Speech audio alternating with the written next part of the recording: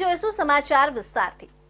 લોકસભા ચૂંટણી નજીક આવતા ગુજરાત કોંગ્રેસમાં ફરી એકવાર કોંગ્રેસના નેતાઓનું રાજીનામાનો દોર શરૂ થયો છે।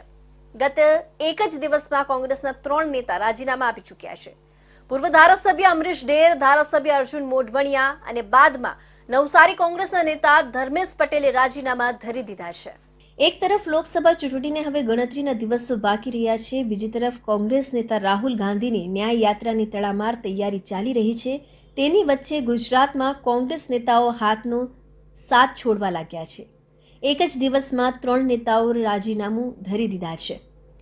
રાજુલાના પૂર્વ ધારાસભ્ય અમરીશ ડેર, પોરબંદરના ધારાસભ્ય અર્જુન મોઢવણિયા બાદ નવસારી કોંગ્રેસના નેતા ધર્મેશ પટેલે રાજીનામા ધરી દેતા કોંગ્રેસમાં એક સાંધે ત્યાં તેર તૂટે જેવી સ્થિતિ સર્જાઈ છે।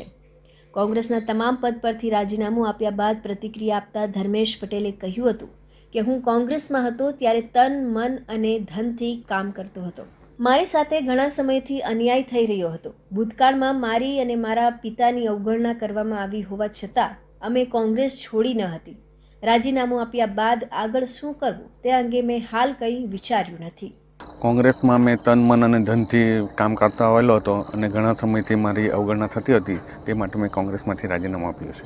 ઘણા સમય પહેલાં પણ 15-20 વર્ષ પહેલાં પણ મારા ફાધર હતા ત્યારે પણ ટિકિટની આપેલી વિધાનસભાની, અને મારી ટિકિટ પણ ઘણા સમય પહેલાં એ લોકોએ ટિકિટ આપીને પછી નામ ડિક્લેર કરીને કેન્સલ કરેલી। તે પણ ઘણા સમય પહેલાં એ લોકોએ મારા સાથે અન્યાય કરેલો હતો અને અત્યારે રામ મંદિર બન્યું ત્યારે કોંગ્રેસને આમંત્રણ આપવામાં આવ્યું છતાં પણ કોંગ્રેસના અમુક આગેવાનો નહીં ગયા। ધર્મેશ પટેલ નવસારી કોંગ્રેસના પીઠ આગેવાન સ્વર્ગીય ભીમભાઈ પટેલના પુત્ર છે। ધર્મેશ પટેલ 2011થી 2013ના સમયગાળા દરમિયાન વિજલપોર પાલિકામાં પ્રમુખ રહી ચૂક્યા છે। આ ઉપરાંત તેમણે જિલ્લા કોંગ્રેસના મહામંત્રીથી માંડી યુથ કોંગ્રેસ વગેરેમાં જવાબદારી સંભાળી ચૂક્યા છે। કોંગ્રેસમાંથી રાજીનામું આપી દેનાર ધર્મેશ પટેલ 2019 લોકસભા ચૂંટણીમાં નવસારી બેઠક પર ભાજપના CR પાટીલની સામે ચૂંટણી લડ્યા હતા, જેમાં ધર્મેશ પટેલે પાટીલ સામે કારમી હારનો સામનો કરવો પડ્યો હતો। કોંગ્રેસના ઉમેદવાર ધર્મેશ પટેલ સામે CR પાટીલનો 6,68,668 મતની લીડથી વિજય થયો હતો।